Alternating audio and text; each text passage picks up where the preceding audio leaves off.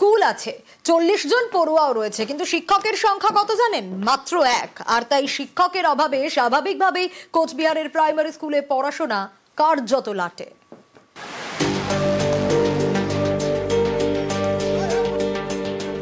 স্কুলে একজন মাত্র শিক্ষক, তাই একটা ঘরে 5টা ক্লাসের পড়াশোনা। কোচবিহারের তুফানগঞ্জ 2 নম্বর ব্লক, এখানেই শালবাড়ি 1 নম্বর গ্রাম পঞ্চায়েতে নাগুরহাট। এই গ্রামেই দ্বিতীয় খণ্ড বাসরাজা বিশেষ পর্যায়ে প্রাথমিক বিদ্যালয়। 1966 সাল থেকে পথ চলা শুরু। সরকারি স্কুল। গত 1 বছরের মধ্যে এই স্কুলে শিক্ষকের সংখ্যা 3 থেকে কমে এখন 1। স্থানীয়দের দাবি, 8 মাস আগে এক শিক্ষক অবসর নেন, তার 2 মাস পর আরো একজন শিক্ষক অন্য স্কুলে বদলি হয়ে যান। তাই একা প্রধান শিক্ষক ক্লাস নেন। একটা ঘরের মধ্যে 5টা ক্লাসের পড়ুয়া, সবাইকে একসাথে পড়ান, আবার অফিসের কাজও সামলান। এতে চরম সমস্যায় পড়ুয়ারা। আমরা 4র্থ ক্লাসে পড়ি এবং আমাদের মাস্টার নাই দেখে আমরা ভালো করে পড়াশোনা করতে পারি না। আর আমাদের স্কুলে ক্লাস আলাদা আছে, কিন্তু একই মাস্টার নাই দিয়ে এক ক্লাসে বসে পড়ি, কিন্তু ঝামেলা হয়ে যায়, অসুবিধা হয়। হ্যাঁ। কোনোদিন যদি মাস্টার না আসে এখন তাহলে বন্ধ। এটা তো একটা মাস্টারের পক্ষে তো খুবই অসুবিধা চলছে। ছাত্র মনে করো 40 জনের মতো।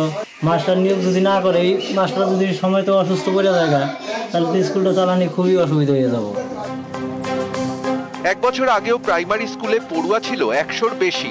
অভিভাবকদের দাবি, শিক্ষকের অভাবে অনেকে তাদের সন্তানকে অন্য স্কুলে ভর্তি করেছেন। এর জেরে পড়ুয়ার সংখ্যা কমতে কমতে এখন 40। বিদ্যালয়ে এখন পর্যন্ত 40 জন ছাত্র, আর আমি একা শিক্ষক। একা পক্ষে স্কুল চালানো খুবই কষ্টকর। একটা শ্রেণীতে বসে সমস্ত ক্লাসের ছাত্রছাত্রীদের নিয়ে ক্লাস চালাচ্ছি। কোনো কারণে যদি বন্ধ হয়ে যায়, মানে আমার শরীর অসুস্থ হয়ে পড়ে, তাহলে এখন স্কুল বন্ধ থাকবে। কোচবিহার থেকে শুভঙ্কর সাহা, নিউজ 18 বাংলা। এবার নজর রাখবো আলিপুরদুয়ারের দিকে, কারণ আলিপুরদুয়ারে ভাঙন আতঙ্ক। কেন এ কথা বলছি? কামাখ্যাগুড়ির কাছে শামুকতলায় পার ভাঙছে ধারসি নদী। আতঙ্কে নদী লাগোয়া শামুকতলা বস্তি। নদী বাঁধের দাবি জানাচ্ছেন তাই স্থানীয়রা।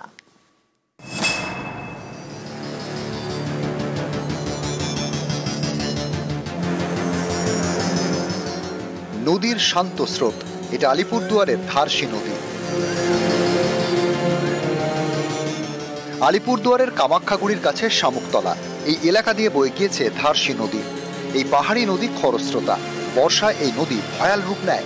স্থানীয়দের অভিযোগ, নদী পাড়ে বাঁধ নেই, এর জেরে পাড় ভাঙছে নদী। আতঙ্কে নদী পাড়ের শামুকতলা বস্তি।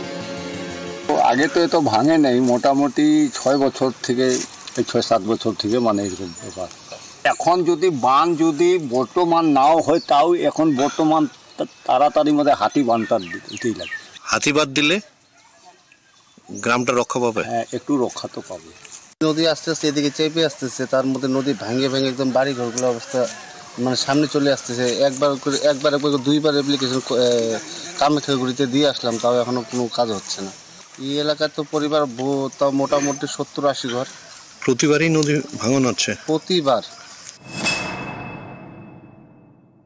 তাপ কিন্তু এলাকার পঞ্চায়েত সদস্য, আমিও দিছি, যা নিয়ে আসছিল, ইনকোয়ারি করেও গেছে, ওগুলো দেখতেছি। এরপরে আর কোনো খবর হয়নি। মানে এই বর্ষায় যদি বাঁধ নির্মাণ না হয়, কি পরিস্থিতি হতে পারে? পরিস্থিতি যেটা ঘর বাড়ি থাকবে না। আচ্ছা, এর উপর আর কি হবে?